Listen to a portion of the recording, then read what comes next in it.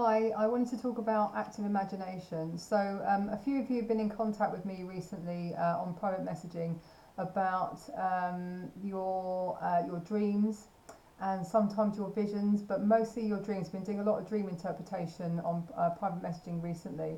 And it sounds like for some of you, you're kind of coming to a point now where you might want to start doing your active imagination.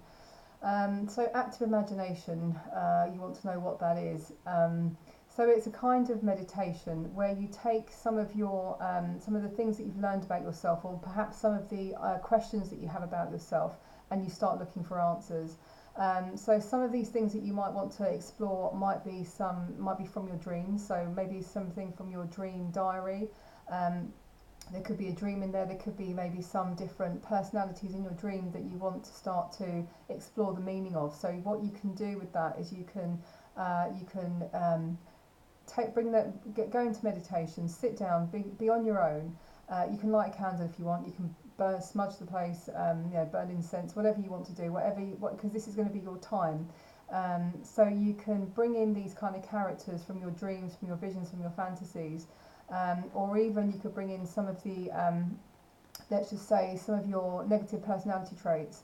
You can turn them into a character in your mind, and then you can start to ask some questions. Now, I've just put on a video a little while ago about complexes, and you'll see from that what I did was I had a complex that turned into a panic attack. But if I could visualize what it looked like, it would look like a goblin. And so I kind of put some sort of archetypal theme around the feeling.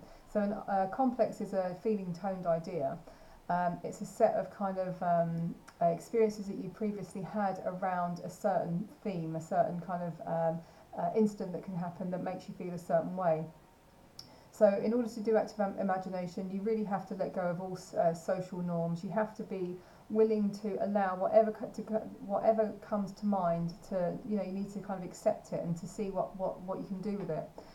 So the best thing to do when you're doing active imagination is to take one of these themes, the dream, vision or fantasy, and to sit with it and to have pen and paper, or even some drawing materials if that's what you want, and to use your imagination to ask it questions, or to even just to play out a fantasy in your mind and see where it ends up taking you, but be very mindful of it, because that's the thing. It's all about kind of introspecting and being aware of what's happening inside of you. Carl Jung went through a period of when he had his creative illness, or his midlife crisis, when he left his father figure, Sigmund Freud. He kind of delved into the depths of his unconscious. He did this consciously. He did it purposely. He wanted to find out what was happening inside of him, and he started to play around with these images and these people in his imagination. And the one that I know about mostly, and I think you might be the most written about one, was this guy called Philemon. And he says about Philemon that Philemon told him things that he didn't consciously know. And so by going through this kind of process, I can say it for myself as well, because when I did my own active imagination, whenever I'm doing it, very often I'll turn a feeling into a character or a thing or something that I can identify it with. And then I will kind of start a dialogue with that in my imagination, and whatever comes up from that. And I found myself in the most incredible stories by doing that, and I seem to always be in very often a new story, but in the middle. So it's not at the very beginning, and it's not usually at the end. It's usually in the middle. But that's just my experience.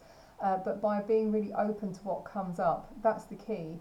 And it's something that we kind of have to train ourselves to do again, because as adults we very often we lose the art of playfulness, and this is very much being playful. This is really allowing the imagination to go wherever it will, and to accept whatever comes up. And so it might take a bit of practice at first. I can tell you this though, when I first started, I felt like a complete idiot. And I wanted to, I just wanted this is just so stupid. And then once I started to, when I first started using my artwork, when I first started doing the black pen drawings that I've shown in my website, you can see the first 6 of them there. There were over 30 of them in the end that I did over 5 months. But you can see like the intensity of the amount of stuff that I had to get out. But when I did my active imagination about all of those characters and drawings, very often there'll be a whole kind of page of dialogue between myself and whatever the thing is that the drawing is. But at the very end, I would always come up with like a sentence, or like a one sentence to kind of understand really what's happened there or what the message is. And for my first drawing, it was forget what you think you are. This is what you are. My second one was, I think,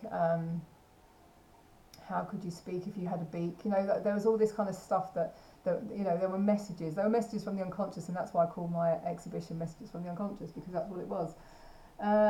So yeah, I mean, there's been lots of personal development on the group lately. It's not shown on the group, but I'm getting it personally. So it's kind of exciting. But I do feel like it's time for some of you to start doing it. And shadow work is something that, you know, I mean, I can kind of give information and I can put lots of quotes and memes out there, and you know, we can have discussions about certain people and philosophers and psychologists and different theories and stuff, which is really great because I'm learning, you guys are learning. There's, you know, everyone seems to have so much information they can share, but the inner work is yours alone. This is something that you have to do by yourself, and the reason why I set up this group is so that I can, you know, so that we all have support while we're doing it, because shadow work is something that you start and you never really stop, because it becomes a way of life. It becomes a way of sort of correcting yourself, and I'm still doing it. You know, I'm still kind of I'm still correcting myself. I'm still finding that, you know, flaws in my personality. I know I didn't think I had any either, but I do. I do. We all do.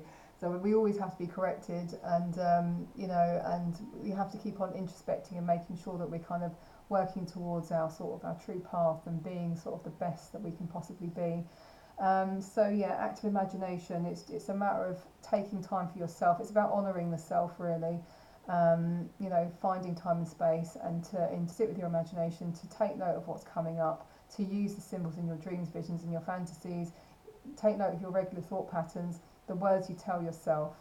You know, what voice is that? Is that the voice of your father? Is that the voice of your mother? Is that the voice of someone who was maybe judging you as a child, possibly? You know, do you judge yourself harshly? So these are all questions that you can ask, and you might not like the answers, actually. What I also found when I was doing my shadow work is that very often I remembered things that I forgot that I forgot. So I was kind of remembering things that I'd really put away very, very deep down. And we do this, I think our ego does this consciously. It wants to forget, or unless perhaps maybe the unconscious comes in and just suppresses it so far down that you don't have to, but it just seeps out in other ways, and it will seep out in inferiority and inferior personality traits, and in life situations that are not helpful to us, and not really kind of you know, the relationships that are not sustainable, and not supportive, and not nourishing to us. So you know, if we find ourselves in that situation, if we're looking at shadow work, it's a lonesome journey. It's the good work that the alchemists talk about, and it's got to be done, and it's got to be done alone. But you're not completely alone, and that's one of the reasons why I set up this group. So yeah, I hope you guys can start doing your active imagination. Let me know what comes up, because I'm always interested.